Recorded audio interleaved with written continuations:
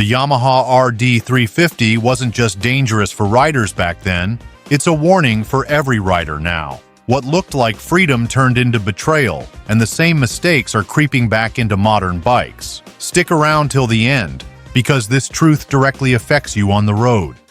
The Seductive Icon. They called it the giant killer, but no one asked what it killed most often. The Yamaha RD 350 exploded onto the scene in the early 1980s, with the swagger of a machine that looked built to topple the mighty. Where rivals were weighed down with chrome, heavy frames, and excessive styling, the RD cut through the noise with matte black paint, crisp lines, and a lean, predatory stance. Advertisements didn't have to say much. The machine spoke in the language of rebellion. It was the motorcycle that parents, teachers, and police officers feared, and for that very reason, it became the darling of young riders desperate for speed and identity. The numbers promised everything. A weight of only 154 kilograms, 47 horses screaming at 8,000 revolutions per minute, twin discs gleaming on the front wheel, whispering that safety and savagery could ride together. It was fast enough to shame bigger machines, nimble enough to make veterans sweat, and affordable enough to be within reach of those who should probably never have touched it. For a moment, it seemed flawless, a machine that embodied freedom and fearlessness in equal measure. But the truth was more complicated, because the thrill of speed was only half the story. The other half lurked in the throttle itself. The Hooligan Throttle. One twist could crown you a legend, or launch you into a ditch. The RD 350 was notorious for its savage power band, a sudden flood of acceleration that arrived like a slap across the face. Below 6,000 revolutions per minute, it hummed along without menace. Cross that threshold and it transformed, catapulting rider and machine into hooligan territory. Friends told stories of unexpected wheelies, of bikes shooting ahead with no warning, of laughter turning into gasps as new riders discovered that this was not a forgiving teacher, but a merciless judge. The experience created both loyalty and dread. To master the RD meant proving you could dance with danger, and that reputation became part of its myth. Yet riders who slipped even slightly found themselves thrown, some with broken bones, others with broken pride. It wasn't simply fast, it was erratic, demanding constant attention and nerves of steel. Parents saw a death trap, and police officers treated it as a menace on wheels. Owners, meanwhile, wore its danger like a badge of honor, as if every successful ride was a personal victory over fate itself. The throttle made legends, but it also made wreckage. And if the throttle didn't get you, the handling might, when the road itself started to fight back. If this ride into the RD's hidden truth already has you hooked, hit that like button and drop a comment below. I want to hear your stories, your doubts, even your debates. Handling betrayal. The frame felt stiff, until the day it didn't. Yamaha sold the RD 350 as a road-going racer, boasting monoshock suspension and balance that echoed track machines. But owners began to whisper of betrayals that emerged not in the showroom but on long rides. The swing arm's plastic bushings wore quickly, turning confidence into wobble. The forks were too soft, the rear springs too harsh, leaving riders to wrestle with mismatched damping. On paper, it was engineered perfection. In practice, it was a gamble, each corner carrying the question of whether the bike would hold its line or drift into chaos. At first, the exhilaration masked the flaws. Few cared about long-term durability when they were busy chasing adrenaline. But then came the high-speed wobbles, sudden, violent shakes that made the machine feel alive in the worst possible way. Riders tightened grips, hearts hammering, as they realized the legendary giant killer could just as easily kill its rider. For every photograph of a triumphant lean through the bends, there were untold moments of white-knuckled survival. Handling that should have been sharp and precise became unpredictable, a reminder that speed without stability is only an illusion of control. And for those who survived the wobble, a new nightmare awaited, keeping the machine alive at all. Tame the chaos by starting with what really counts. Gear that protects when the ride doesn't go as planned. Helmet, gloves, and boots built to last are waiting. Link is in the description. Scarcity and Upkeep hell. Owning one wasn't riding. It was scavenging. The Yamaha RD 350 devoured parts with an appetite that frustrated even its most loyal fans. Carbs clogged without warning, batteries drained overnight, and seals failed as if by design. Owners scoured junkyards and back alley shops for components that had already grown scarce within a few years of release. To ride an RD was to also become a mechanic, a supplier, and often a beggar, waiting on shipments that might never arrive. Some joked that it spent more time in pieces than in motion, but the laughter carried an edge of exhaustion. The maintenance headaches didn't just cost money, they consumed time and hope.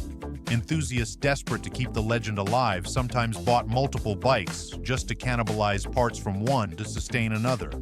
A Sunday ride often meant a Saturday of wrenching, cursing, and improvising. The thrill of those 47 horses came wrapped in the despair of constant upkeep, as if Yamaha had sold not just a motorcycle but a lifelong burden.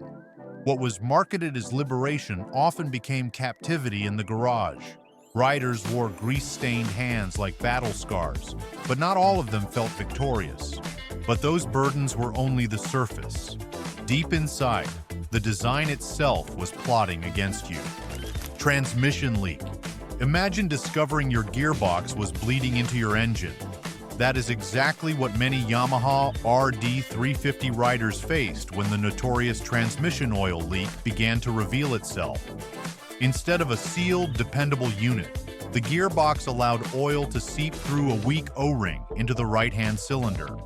The result was not only fouled plugs and smoky exhaust, but also the creeping realization that this supposedly cutting-edge machine had a design flaw at its very core. A motorcycle built to chase giants should not have been sabotaged by a rubber seal, yet that was the cruel reality. The leak was more than an inconvenience. It was an act of betrayal, undermining confidence in a machine that already demanded constant vigilance.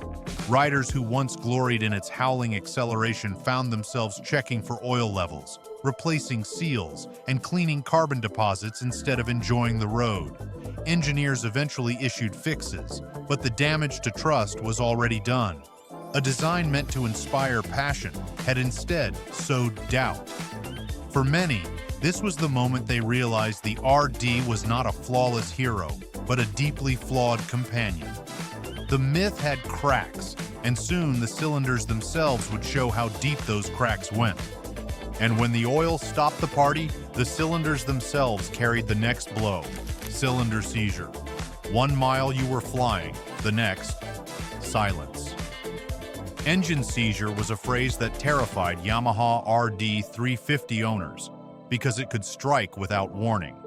A piston scuffed, a cylinder overheated, and suddenly the rush of two-stroke glory turned into a locked rear wheel and a heart-stopping slide. Riders learned to fear the moment the revs dipped or spiked unexpectedly, because hidden inside the engine was instability waiting to erupt. What looked like freedom was often a gamble with mechanics stacked against you.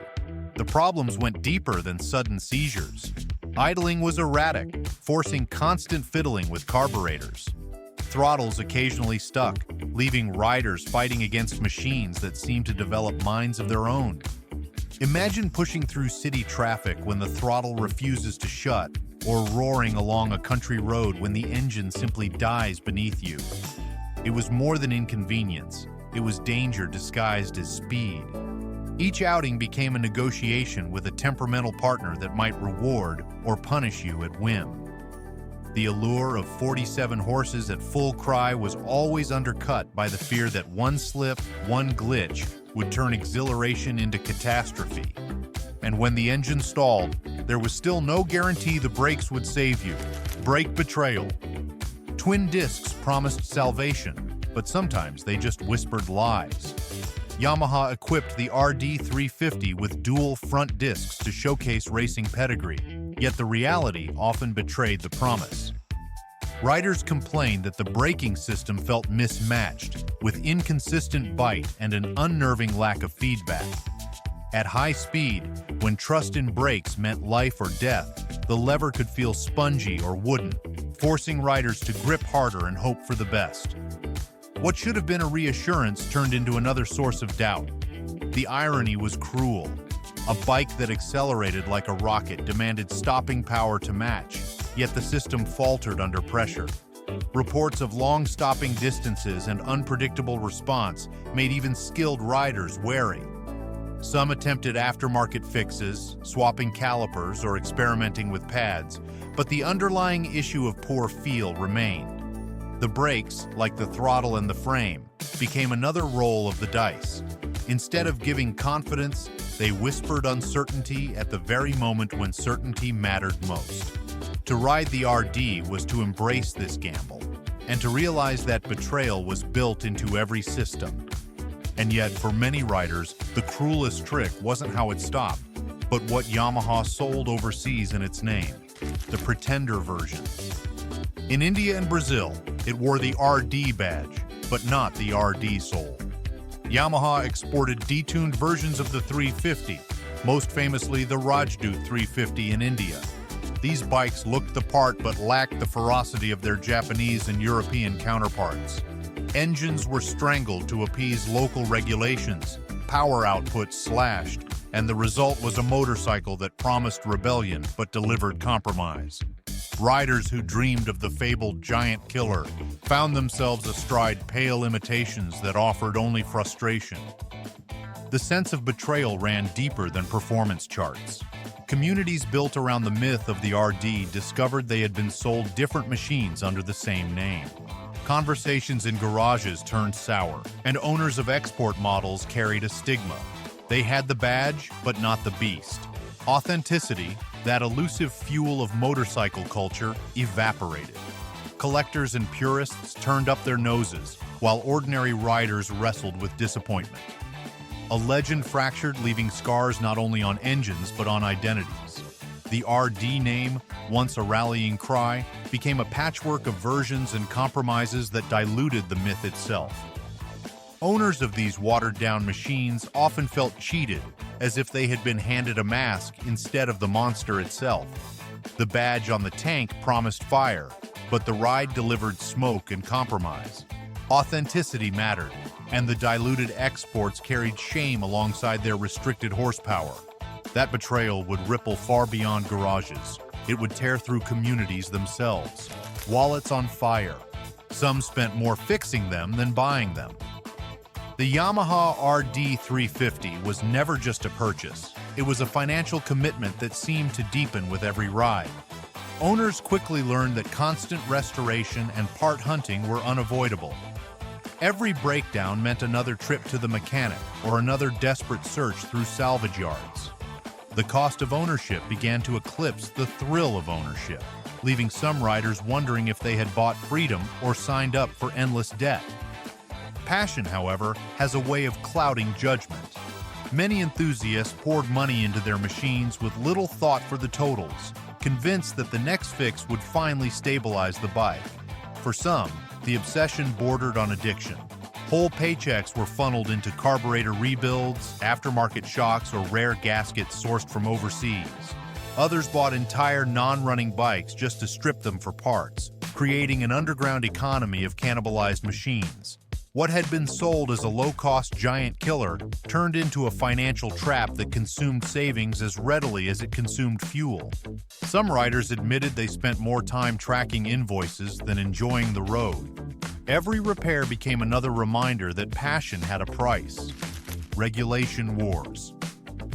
The state didn't outlaw the RD. Emissions did. By the late 1970s and early 1980s, governments across Europe and North America were cracking down on the smoky two-stroke engines that defined bikes like the RD 350. Yamaha was forced to adapt. and the legendary air-cooled models gave way to the liquid-cooled LC variants and eventually the YPVS system, which promised cleaner operation and broader power delivery. On paper, these changes extended the life of the series. In reality, they reshaped the machine's identity and introduced new points of failure. For riders, regulation felt like interference in a sacred bond between man and machine. The very rawness that made the RD special was being engineered out to satisfy bureaucrats with clipboards and emission targets. Some fans embraced the LC as evolution, pointing to sharper handling and more refined power. Others saw it as Betrayal, a sanitized version of the rebel bike that once terrified police officers and thrilled teenagers. The clash between regulation and passion turned every redesign into a battlefield where nostalgia fought progress, and neither side won cleanly. Riders felt targeted, as if faceless bureaucrats were dismantling their culture one regulation at a time. The smoky exhaust that once symbolized rebellion became evidence in a political trial. To many, emissions laws were not about clean air. They were about stripping identity from the streets. Custom resurrection. If Yamaha wouldn't fix it, riders would reinvent it. Across garages and backyards, enthusiasts began to modify the RD 350 into something that could survive beyond its reputation. Custom frames, upgraded suspension, modern braking systems, and even engine swaps turned unreliable relics into revived machines. Some went further, transforming the bike into cafe racers or street fighters, blending vintage soul with contemporary performance. These reinventions did not erase the flaws, but they reshaped the conversation. The RD became a canvas rather than a curse, its limitations fueling creativity instead of despair. For younger fans, customizing the RD was less about nostalgia and more about opportunity. It offered a chance to claim a piece of history while making it functional in the modern world. For older riders, it was redemption, a way to prove that the bike that had drained their wallets and strained their friendships could still be reborn. The custom culture gave the RD 350 a bittersweet second life. It wasn't Yamaha's fix. It was the rider's rebellion, proof that the legend could evolve on its own terms. Workshops became sanctuaries where frustration transformed into innovation. The custom RD was not just a motorcycle reborn, but a statement that riders, not corporations, would decide whether the legend lived or quietly disappeared. And those reinventions didn't just stay in garages, they caught the industry's attention. The safety revolution. Every modern retro with ABS owes a debt to the RD's chaos. The Yamaha RD 350 was more than a wild machine. It became a case study in what happens when raw performance is left unchecked. Engineers across the industry took note. The two-stroke craze of the late 1970s and early 1980s left a trail of injuries, lawsuits, and fear. When the dust settled, manufacturers realized that speed could no longer come without safeguards.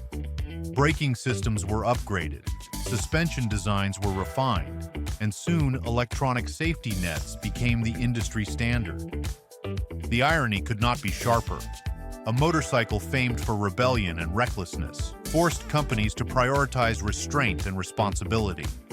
Yamaha itself pivoted, folding lessons from the RD's flaws into safer designs for later models. What began as an outlaw's toy ended up sparking a safety revolution that touched every rider, whether they embraced technology or not. Today, no manufacturer dares release a high-performance bike without embedding systems to protect riders from themselves. The chaos of the RD's era made caution a permanent companion to speed. Manufacturers quietly admitted the lesson. Behind closed doors, engineers confessed that the RD's unpredictability had become a cautionary tale whispered in design rooms. Each new safety system was less about innovation and more about preventing another giant killer from turning into a widowmaker. Identity on two wheels. Owning an RD wasn't transport. It was rebellion.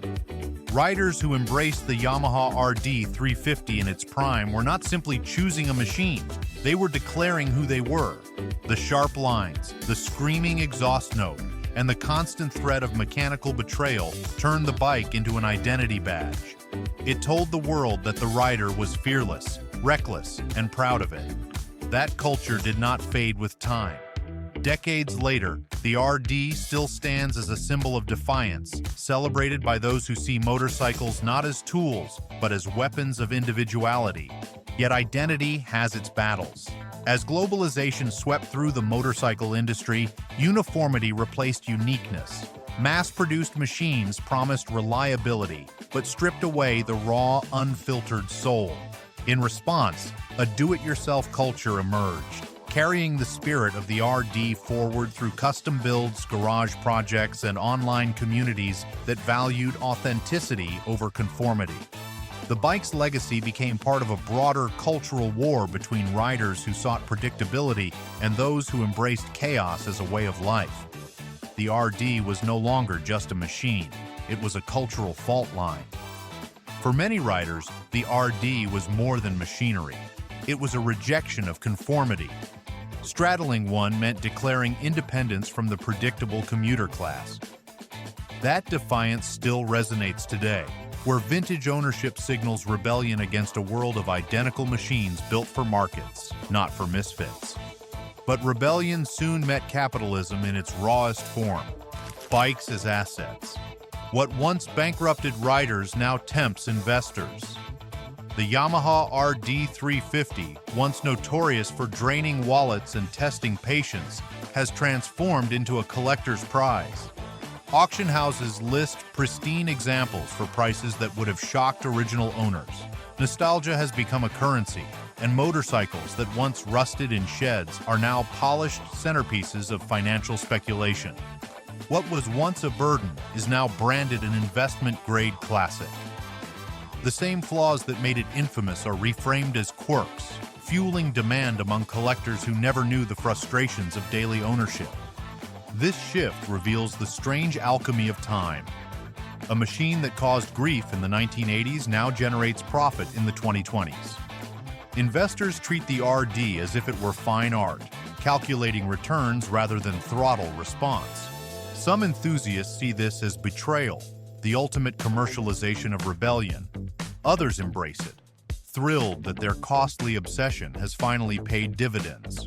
Either way, the RD has been pulled from the streets and placed into portfolios.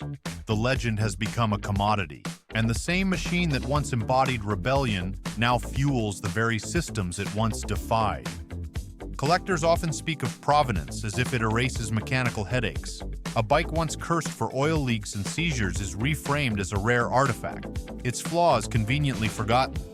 In this marketplace, memory itself is commodified, and the scars of ownership are repackaged as selling points. Yet all the profit hides a bigger question: have we learned anything at all? You've seen how deep the legacy runs, and the story only grows more unsettling. Subscribe right now so you don't miss what comes after this.